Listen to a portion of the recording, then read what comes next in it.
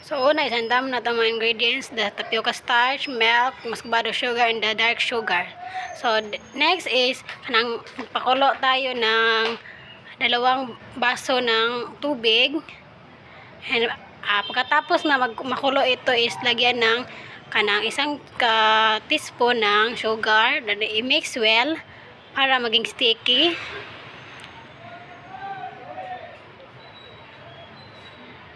At pagkatapos lagyan ng 2 cup ng kanang tapioca starch, and while nagmix mo under the heat is imo siyang pahinayan para dili siya ma-sticky or di magahi. So ato siyang i-mix well aron ma-form siya og dough. Ato siyang formahon og dough. Then after ma-forma is kanang ato na siyang i-set aside side.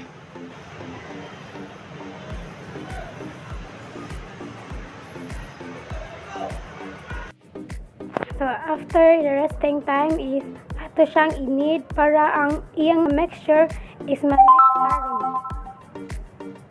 until the dough is smoothen na.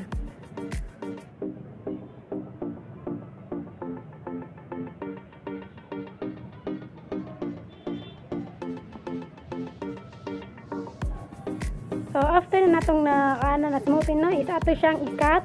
Then butang nato ang atong butanganan. Butangan nato og starch aron di siya mag-sticky or magpilit ang mga balls. So ikat na to ginagmay ang ganang mga small nga mga dough. And after is ato ni siyang ilikit like small balls para maporma siyang mga pearls.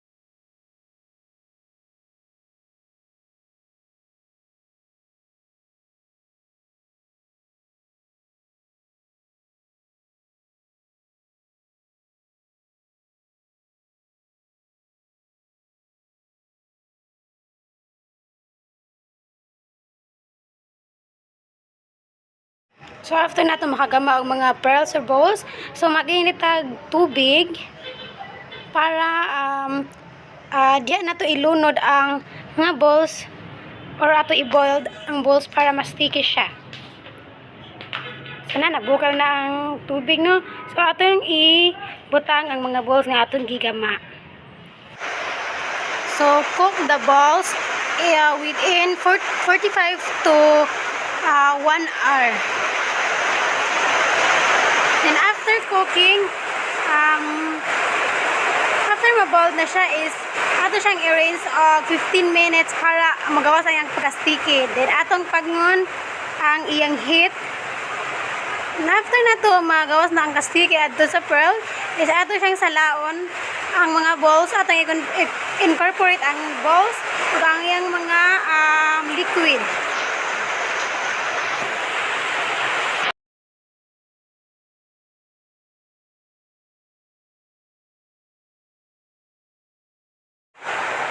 So as you can see, here is the finished balls or the mga sinala na balls. So ato siyang ibutang sa stainless para makakaan ng plastiking. Then after na masit aside na siya sa liquid is ato siyang butangan og add the muscovado sugar or the sugar, then mix it well. Ang purpose ani niya is para dili siya magdikit-dikit ang mga balls and para din maka-add og sweetness sa pearls.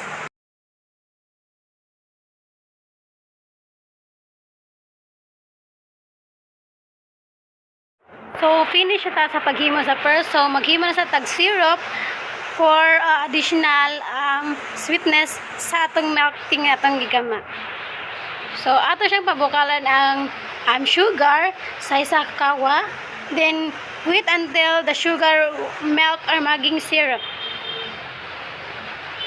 So, here is, nahimo na siyang syrup.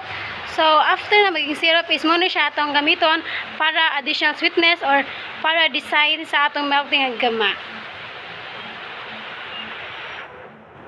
Next, ato siyang ibutang sa atong designated nga cup.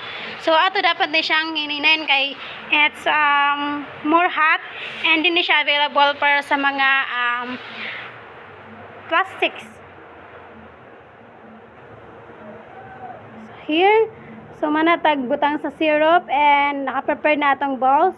So, ato nang buhaton sunod is ato nang ipambutang ang mga balls sa iyang designated nga glasses or cup. So,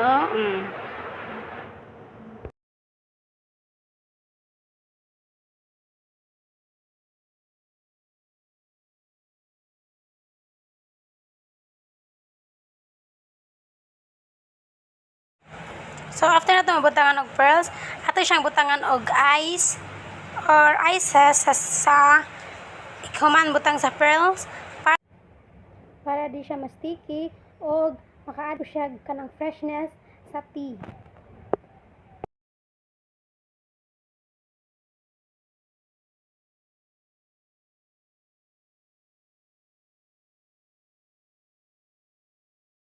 So after nato mabutang guys, next naman ang isulod na to ang pagbutang og milk.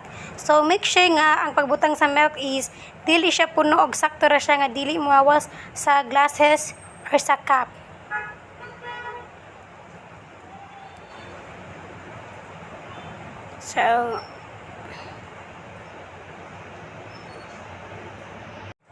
So mana man tagbutang sa milk no, so ato isunod ang syrup na maka-add og flavor also sa usa ka milk tea.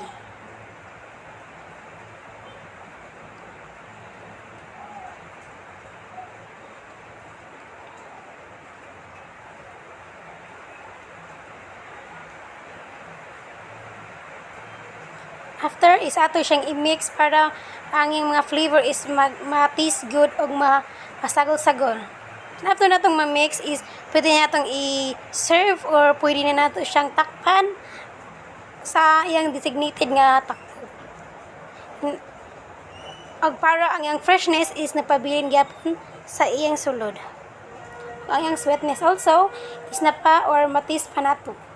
So here mao ni ang akong gihimo nga pearls sa akong bubble milk tea nga gigama.